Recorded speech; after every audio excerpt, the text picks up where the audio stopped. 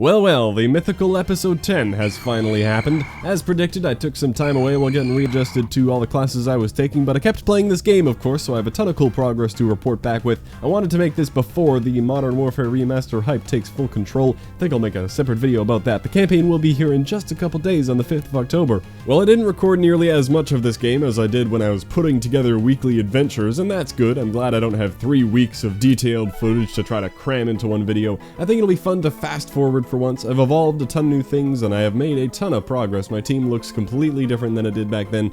Well, going back quite a ways, life after episode 9 began with going to all my classes and getting to know the important things, like how many Pokestops I could reach from them, and in my first class of the day I was met with not only this cluster spawn of assorted things, but 2 Pokestops easily reachable and 3 more that I can often reach when the GPS wanders around a little, so that is awesome. I guess I won't be learning anything in that class. After leaving that wonderful haven, my next 2 classes are back-to-back in the same room in the same building, and it's alright. Rarely I can reach 2 stops from there as well, and I can reach a couple common spawns, might get a Spearow or a Rattata now and then, a Clefairy if I'm lucky, and sometimes people have put lures in the building, but most of the time it seems like I'm just out of reach of those 2 stops, and all I can do is look around at all the lures going on around me. They're often scattered all around, or there may even be a ton of them just out of reach. Feels bad. The class after those 2 is one I actually want to pay attention to, so I'm not on my phone the whole time, but I can reach 1 stop, and there are some interesting spawns sometimes. Plenty of Eevees, Jigglypuffs, there was Gloom one time, and I found a CP1200 Pinsir one time as well.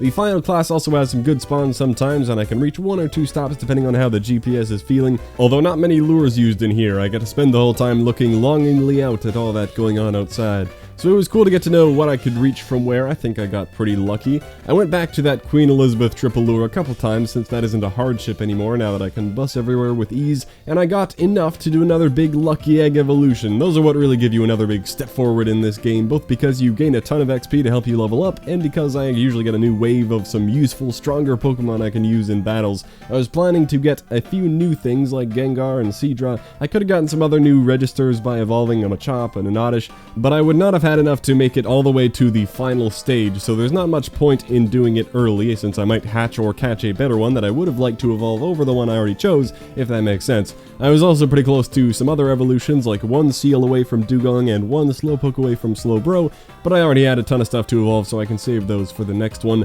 Before I got around to evolving tons of things, I went on a hunt for a nearby Magneton in the middle of the night, and I did find it, so that saved me a trip through downtown to get to the previous Magnemite nest in Stanley Park, although that has now changed to Charmander. I also tracked down a Scyther on a different night, which was a cool find, but it wasn't a good one.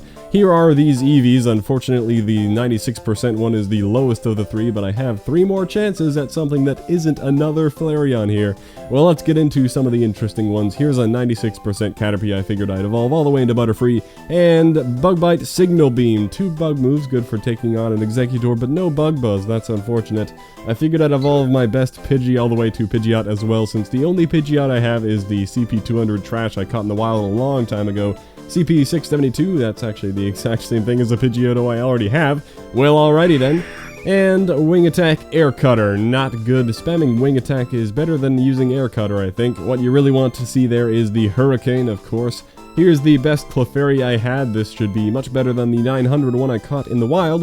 And 1440 with an okay moveset. Pound is a great move, of course, but much better on Wigglytuff with the benefit of Stab. Let's see if I can get anything out of this top Drowsy. Already named it Hypno to save time. 1335, I'm coming so close to the 1337, but it isn't happening, and Confusion Psyshock, so I'm getting rid of that one. Only really keeping the ones with Psychic at this point. Zen Headbutt, Quick Move for attacking, and Confusion for defending. Well, here's a new register, S0ur with Water Gun Blizzard. I'm sure Hydro Pump would be better there, but those are pretty good moves. Not a very strong Pokemon, but it might be good for training. Here we go with these Eevees. 674, if I can get a Vaporeon here, this will be a very powerful team member. I have yet to get anything but Flareons. It's another fucking Flareon, are you kidding me? I'm not using the name trick on these things, I'm holding on to that for when I want to dictate perfect Eevees. 1676, that would have been an even higher as a Vaporeon. At least it has Ember Fire Blast, the best defensive moveset. Can I get something new in the Pokedex? Can I get something other than Flareon? Fuck, are you kidding me? Well, this is comical if nothing else. Ember Heat Wave, that isn't good for attacking or defending, so I'm getting rid of that one. Last Eevee, lower CP, but 96% IVs, anything but Flareon. I've really stopped picturing Flareon, that's why I keep getting them. There we go, finally a Vaporeon months into the game. That's pretty funny that it took me this long to get one. Everyone has been using them in gyms this entire time. 1357 Water Gun Aqua Tail. That's okay. In the middle though, Water Pulse is there for defense and Hydro Pump for offense, but okay. You might think it was lucky to have the high IV one as Vaporeon instead of the high CP one, but I've started to shift away from that line of thinking. I realized that I'm only going to invest in powering up truly perfect Pokemon, so if it isn't actually 100% IV, CP matters more than IVs to me, because if, for example, here's something that pretty much happened, if I have a CP 500 Shelter with terrible IVs, and a CP 51 with great IVs up in the 90s, that doesn't really matter. It isn't 100%, so I'm not going to bother powering it up all the way. The 500 one will be more useful in battle until I eventually replace it with a better one. A counter to that logic is that you want to hold on to Pokemon at all different CP levels for efficiently training up gyms, but I feel like I usually have a good thing to train with. I'd rather not be evolving and keeping a ton of low CP Pokemon just in case it comes in handy.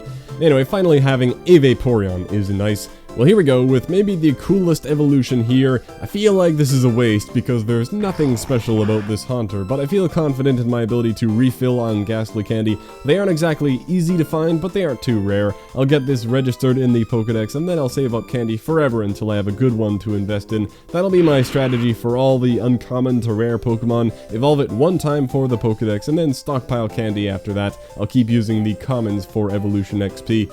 Well, here's our Gengar. Gengar is awesome. Shadow Claw Sludge Bomb, that's the best defensive moveset. Shadow Claw, Physical, Gengar, Kappa. But, 1000 CP. That's so disappointing. Thanks, Niantic, for making speed such a small factor in CP, and for averaging attack and special attack evenly to ruin nearly everything that specializes, like Alakazam, Machamp, and Gengar. Really a shame to see many of the coolest Pokemon of Gen 1 made so low tier in this system.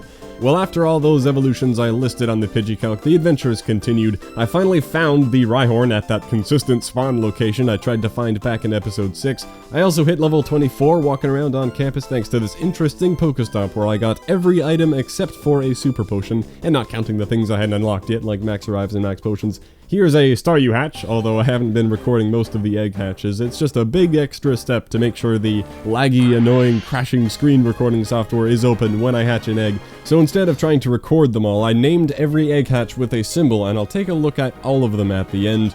The Queenie Triple Lure was still going strong. I went back there one more time, and then, at long last, at that point is when the Buddy update was finally available for me and everyone I know across North America, several days after it was supposedly being rolled out to very select people, I suppose. It seems like the Buddy system has been around for ages now, that's how far back these videos go.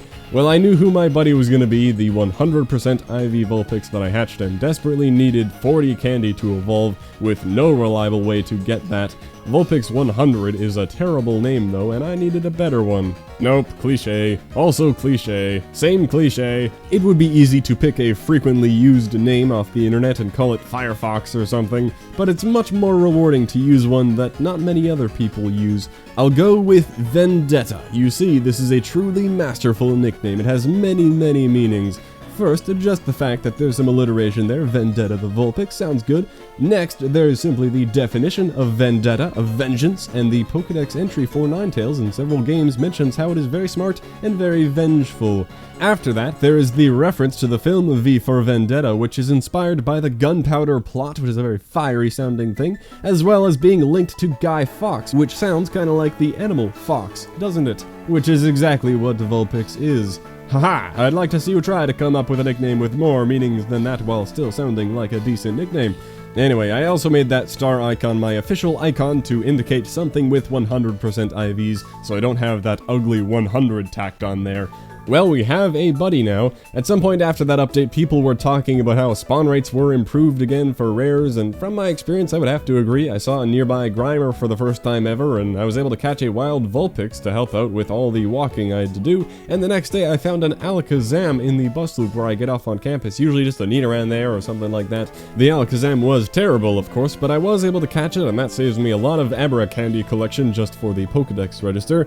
After that, I was ready for another evolution time. This time I had huge plans, no way I could get through all of this here. With over 500 Drowsy candy and hundreds of many others, I was also going for many new registers, a Nidoking, Nidoqueen, Jigglypuff, Primeape, Dugong, and Slowbro. And I should also have some strong new battlers in evolving those 7 Eevees, a S0ur since the only cluster I have is some terrible CP 300-ish one I caught in the wild, and I was going to get another Pidgeot because I accidentally transferred the one I evolved last time. First time I've accidentally transferred instead of appraised, but oh well, it didn't have Hurricane anyway. Pidgeot is very replaceable. I had made some progress on the Vulpix candy with the walking, and I caught a total of 2, so up to 28 candy.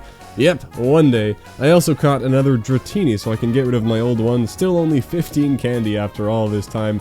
I don't know how I'm ever getting to Dragonite. Well, starting off with S0ur for some reason, and Ice Shard Blizzard. Awesome for training on Dragonites. Frost Breath would be better offensively, but that's a great defensive cloister. Time for the first Dugong here, get that registered. Ice Shard and Aqua Jet? Really? Aqua Jet is a charge move? That's funny to see, because in the main games, Ice Shard and Aqua Jet are essentially the same thing. They're both base 40 physical priority moves, but for some reason, Aqua Jet is a charge move. That's kinda dumb. Time for the first Slowbro. These things are awesome, but this isn't really a great Slowpoke.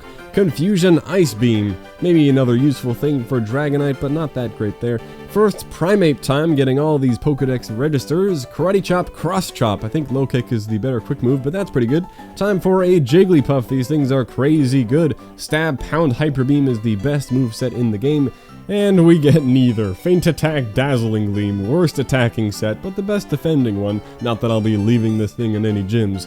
Time for Nidoking and Nidoqueen. I'll start from the bottom to see if I can get some decent levels here. An 847 Nidorino going to Nidoking here. There we go, register it up. Poison Jab, Earthquake. Awesome, best attacking and defending moveset. Not messing around with any of that Fury Cutter garbage. Nidoqueen time, 822 Nidorina, alright. And now for the big reveal. Poison Jab, Stone Edge. Alright, that isn't bad. Not Bite, at least. We got Poison Jab on both of them. Stone Edge over Earthquake isn't good, but not a huge loss. How about these Drowsy? Pretty decent levels. This one I caught at 96% IVs. Can we get good moves?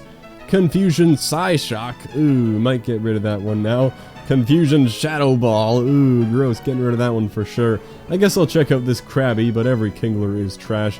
Mudshot X S0ur. Same as last time, and still bad. Why does it not get Crab Hammer? I guess they didn't want to add a move that would only be given to one Pokemon, so they gave it Water Pulse. Great. Well, I think the last interesting thing are these Eevees. Here we go. 729 Eevee, 93%. This is the best Eevee I've ever caught. Please give me a Jolteon or a Vaporeon. Jolteon would be new, Vaporeon would be useful, Flareon would be redundant as fuck because I already have tons of them, including a 98% IV perfect moveset one. Alright, awesome, I'll take it. You might think it's stupid for me to be okay with my best Eevee turned into Jolteon, and I will admit, Jolteon is underpowered and that sucks, but it is new, we have all 3 now, and Jolteon is fun to use training against water types, even though the CP cap isn't as high as it could be. How about these other Eevees? They're still pretty high compared to the ones I was evolving before. Awesome, Vaporeon, this is going perfectly. I wanted one Jolteon and the rest to be Vaporeon. 1795, I forgot how high these things go so easily. That 729 Eevee would have been really good as Vaporeon. Oh well. Hey, another Vaporeon, 1747, and Hydro Pump, yes, finally a good Vaporeon. Well, another Flareon, but we have good variety going now. Ember Fire Blast, another great attacker. Another Jolteon with Thunder Shock, Discharge, a little worse than the Thunderbolt one we already have. A third Jolteon, alright, I don't mind having some more electric types for training, they are pretty hard to come by. Thunder, sweet, we have all 3 movesets now, Thunder of course being the best for attacking, Thunderbolt the second best and best for defending, unless they implemented move inaccuracy, which would be very annoying, please do not, but if that were a thing, you bet that Hydro Pump and Thunder and so on just became bad. Hello Thunderbolt. Well, that's all I'll show from here. Time to evolve Drowsy and Pidgey for all the time I have left. here we are after all that, and I hit level 25, unlocking max potions and earning another lucky egg, which is great. That will help hold me over until I have enough to buy some more from the store. I still have not put any money into this game, which is the only way to win a free-to-play game, so I'm still winning. The new squad is looking powerful after all that. I don't think I ever explained the swords and the shield symbols, but you might already be familiar with it. It's something some people do. I didn't come up with it. The swords indicate a perfect attacking moveset, and the shield is of course for a perfect defending moveset. I don't really need it there to remember which ones are perfect or not. I know most of the common movesets by now. I just like labeling them with that to know which ones hold some extra value. Well, I have some fun stuff to battle with now, and it feels good to have a healthy variety of evolutions finally. Started off with a Flareon streak, but it evened out now that we've evolved over a dozen. Still working on Vulpix here, that'll be a while. Now, the next thing that happened to me, I don't quite know how to say. There was an Ammonite on my nearby in my neighborhood, which was very unusual. They've never spawned around here before. Nothing all that interesting has ever spawned around here. I had yet to catch an Ammonite, so I definitely wanted it, and I found it. It was CP 799, which seemed really high for an Ammonite, and I found that weird, and I didn't record appraising it. But imagine my surprise when I found out this was a perfect IV Ammonite. Just a random wild 100% IV Ammonite out of nowhere. The first one I've ever caught. Perhaps now the title makes more sense. I wouldn't have referenced a bad Twitch Plays Pokemon meme without just cause. This was no imposter. The Lord Helix himself graced me with his presence. I could not believe I was just handed this perfect IV Pokemon. I'm always excited to appraise things I hatch out of eggs, and to be fair, I do appraise every single Pokemon before transferring it. I appraised this Ammonite just out of curiosity, since the CP seemed so high and the bar wasn't even maxed out. But there it was, my number of 100% IV Pokemon increased to 2. At the time, I had caught just over 2,000 Pokemon in total, so it doesn't seem like too much of a stretch that one of them would be a perfect 100. Now, I thought this was the good old Pokedex IV bug at work, where attack IVs tended to be higher the higher you go in the Pokedex, and Ammonite is definitely way up there as a fossil Pokemon, even higher than Eevee. But right when I got back home, I was reading from many sources, including the Silph Road community, about how the Pokedex IV bug had just been fixed, and they had their data to back it up. So I really don't know if that Ammonite was helped along by having perfect attack, or it was just incredibly lucky. Either way, it was definitely lucky. Now I needed Ammonite candy badly, considering that was the first one I had ever caught. I kept Vulpix as a buddy though, because there was an Ammonite nest I could visit, and I did that. Before getting around to it though, the luck continued the next day when I found a Snorlax at the bus loop on campus. First Alakazam and now this. This was before the most recent change to spawns, and even back then there was something crazy going on there. Turned out to have bad IVs and bad moves in Zen Headbutt Earthquake, but it was about the same level as the one I hatched, so I had another powerful team member there. I also tracked down a first Execute at the same time, choosing to be late to class, but you know, I have my priorities. The next day, the adventure began to go to the one Ammonite nest I know about. Vancouver is pretty bad for nest variety, it seems, but there did happen to be one for Ammonite, and it was at Spanish Banks, a beach not far from Jericho Beach, where I previously went in episode 9 because of the Charmander nest. I can show some screenshots of cheaty maps showing all the Ammonite spawning out there. I suppose using these maps to track down Pokemon is morally questionable, but I like using them when I'm sitting at home just to learn more about where things are, and it's great to confirm a nest before going. I don't see that as too evil of a crime. I don't feel like I've ever cheated the rules of this game we play. I think I'm well within them and creating a positive playing experience for myself and others, and that's what really matters. I'm speaking in past tense about these nests, by the way, because they no longer exist with the most recent nest shakeup. Thank God I went there when I did. Well, I spent over 5 hours there because I didn't want to have to go back. Ended up being a smart move. I got distracted and ended up walking all the way over to where the Charmander nest was, got some more of them because why not, then went back to catch Ammonite until I knew I had enough to evolve, as well as have a bit left over to power up a couple times. The most interesting thing to happen the whole time was that I found a Kabuto on the Ammonite nest area of the beach. Never saw another Kabuto. It isn't like this is a crazy fossil spawn ground. I just think it was a lucky find, so cool, got me one of those.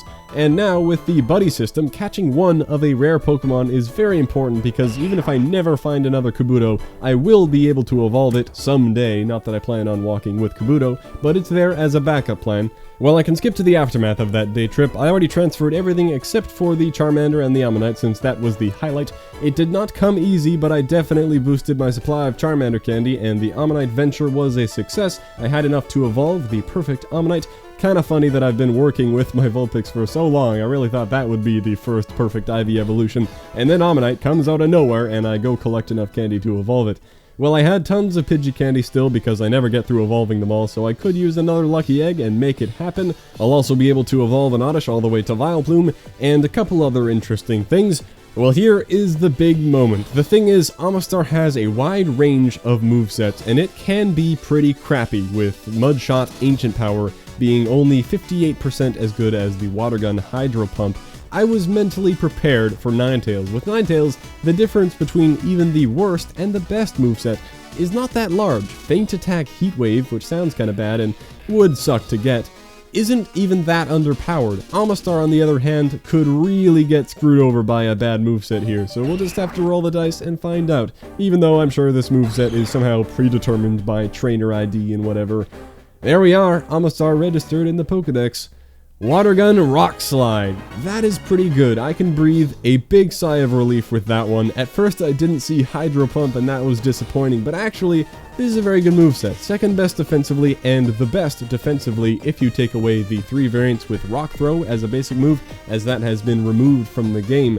Water Gun Rock Slide is the next best at defending gyms while remaining good at attacking, so it can do both pretty well, unlike the Water Gun Hydro Pump combo, which is very easily dodgeable and doesn't do much good on defense. This Game Press website even recommends Amistar with Water Gun Rock Slide as a tier 2 defender. I don't know if I agree with their analysis there. It is pretty easy, I think, to roll up with a grass type and take advantage of that quad weakness. Usually you want a Pokemon to be strong enough to earn a quad weakness, like Dragonite and Exeggutor in this game at least. Amistar isn't quite there on that level, but I will agree that it does spam Rock Slide all the time. I have battled against my own Amistar, and that does make it more difficult to train against than I anticipated. I also have a very poor selection of grass types, though.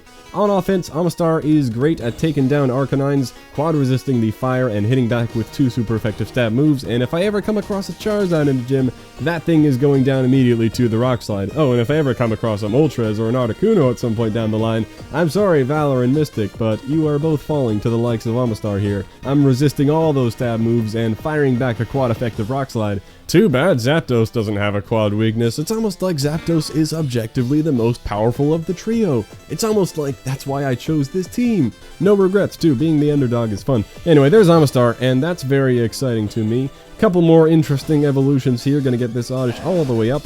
1045 Gloom, not bad. Here is our Vileplume. It only went up another 500 apparently, that's a really weak multiplier. And Acid Petal Blizzard, no thank you. Time to get some more Clefairy going, these ones are pretty good.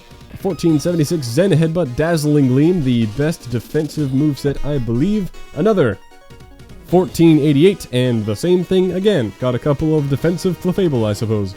This should be a pretty good Starmie, now I can get rid of the other one, that terrible Tackle Power Gem one. Water Gun Power Gem, still stuck with that Power Gem, but I bet it's better to spam Water Gun, that's much better than Tackle. I think I'll get another Pidgeot here, this is a fairly strong Pidgey, always looking for that Hurricane, 815, pretty good.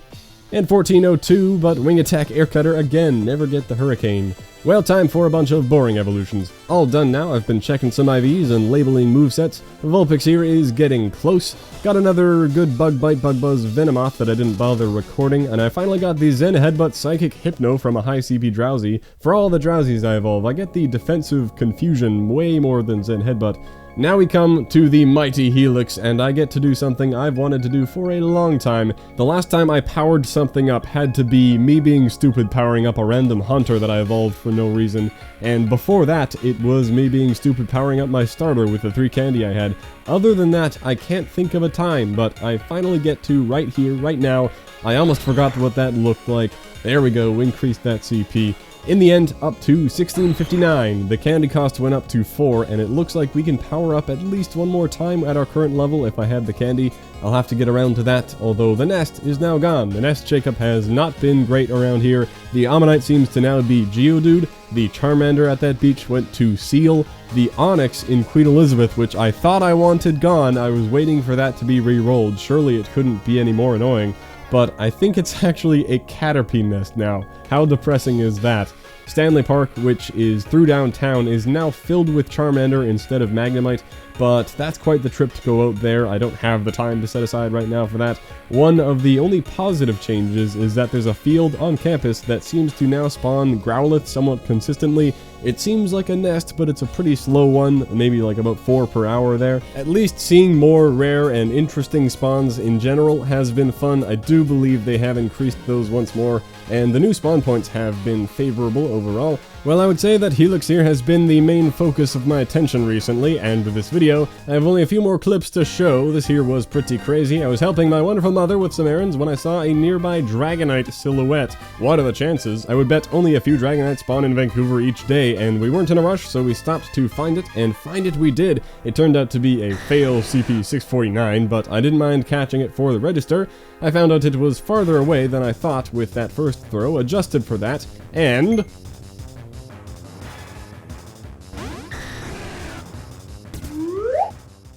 Yep, first turn, run. Could I have thrown a little better? Yeah, but the circle was fairly small, and I think that's what matters for catch rate. Hitting in the circle is only for the XP boost, and other than that, there's nothing else I could have done. I really think the game would benefit from a different higher tier berry that, when used, prevents the Pokemon from running on the next throw. Unlock it at level 25 or something, because max potions are useless, and make it rare, that's fine, make it as rare as Ultra Balls maybe. They should be something that you hold on to for those really special encounters when you really want something like a Dragonite. Getting screwed by RNG is the worst feeling, because what else could I have done? I hate that all I can do is a Raspberry Ultra Curveball, because I do that same thing all the time for like the Charmander and Ammonite I was catching at the nest, and I really don't care if those run nearly as much. Using an Ultra Ball isn't exactly hitting the red button and bringing out the big guns for an emergency. I would really like something more special that I can pull out for an occasion like this. Obviously the Master Ball is a thing in the game, but I expect that to be more related to the legendaries. And while I'm talking about getting screwed by something you can't control, the one thing I hate about the catching system is that you can throw a ball, and while that ball is in the air, the Pokemon can randomly attack and make the ball bounce off. That is stupid, and here's my simple suggestion to make it fun and make it skill-based. They have that warning flash on the screen when the Pokemon attacks, but the warning flash happens at the exact same time as the attack for some reason. Make the warning flash come before the attack, just like in gym battles, so that you have a chance to react to that and not throw the ball because you know it'll be deflected. The way it is stupid. Sometimes I see an attack and I'm able to stop myself from throwing it if it's in the middle of the attack, but other times there is just literally nothing I can do because I throw the ball, it's flying through the air out of my hands, and then they attack. That is dumb. Please fix Niantic, along with everything else. Okay, thanks. So the Dragonite got away, that's fine I guess. It was low CP, and I did actually catch it with a regular Pokeball on my mother's account. And I was able to see that the IVs were in the strong range, so nothing crazy, and the moves were not great, so that helped me deal with the salt. Here's one final crazy way to end the episode. I've yet to go through all the eggs I've hatched over this whole time period. Well, everything here with an arrow next to it was something I hatched since the last thing I hatched on camera, which was a Cubone, I believe. Well, got tons of stuff. The one 10k I found the entire time was a Magmar with bad IVs, bad moves. Got a couple Sandshrews, those were a new register. I've never seen one in the wild to this day. That was an awful Staryu hatch, might be the worst IVs from an egg I've ever had. Pretty good Mankey there, and a pretty good Magikarp too. Might be investing in evolving that one if I hit like 600 candy without ever getting a better one. And, well, I can't pretend to skip over it any longer. I hatched a 100% IV Ghastly. This is crazy. Third 100% IV Pokemon, and I love Gengar. This is really cool. Funny to see a Ghastly hatch as well. I think Ghastly was the first thing I ever hatched. Never hatched another one until now. He has finally returned, but this time quite a bit better. Luckily, I have been catching many Ghastly up to 93 candy now, so the road to 125 and getting this to Gengar isn't going to be too long. This actually happened really recently. It almost didn't get included in this video. He's the most recent catch right here. I just hatched him down there, and then a bunch of Ghastly started showing up around me. Very convenient. I'll take it. Well, I have now hatched 2 perfect IV Pokemon, Vulpix and Ghastly, and caught one, the Ammonite. If I take a look at my stats, of course I caught about 2,000 when I got that Ammonite, and I'm coming up on having hatched 100 eggs, so the sample size is terrible here. I may have been very lucky so far, but if that's a representation of the odds, about 1 in every 50 egg hatches and 1 in 2,000 captures, I like that. That's attainable, yet it's still a very special thing when you get one. I love rolling the dice and looking for perfect Eevee Pokemon. I've said that way too many times, but it really is the biggest factor that keeps this game fun for me. Well, I need a name now because Ghastly 100 is awful. I know many cliche names, but time to get back to being creative. This doesn't have any layers of meanings or anything, but I really love Greek mythology. I don't know what it is, but I will name this guy Iskios, because I believe it is a Greek word for shadow or shade, and to me that references the shades of the underworld, the shades of Hades. I think these Greek-sounding names are cool for some reason, and even if nobody else thinks that, I think nicknames are better when they have some sort of meaning to you than if you just pull upon a reference from somebody else's nickname. The only reason I named Ammonite after a stupid old meme is that I found it crazy that the first Ammonite I ever caught was perfect. What else could it be but Helix? Well, there we go. Welcome Iskios to the 100% Eevee family of 3. I'm averaging out at about 1 per month, so I like how this is going. And the 3 Pokemon I've gotten so far are really cool. I think the first 6 100% I get I'll consider my main team, and you could actually form a good team with these guys. A Gengar, a Ninetales, a Shell-Smashing Amistar, I suppose. Very cool. What will be the next perfect Eevee? Who knows? When will I ever make another Pokemon Go video after I become obsessed with Modern Warfare Remastered? Who knows? It really might be a long time. Well, thank you for watching this very long video. Goddamn, half an hour of talking about Pokemon Go. I really hope you watched this on double speed or something. I may not have been able to make frequent videos, but when I have a lot to say, I have trouble cutting it down. I must cover it all. Well, COD 4 soon. As for Pokemon, until next time, whenever that may be.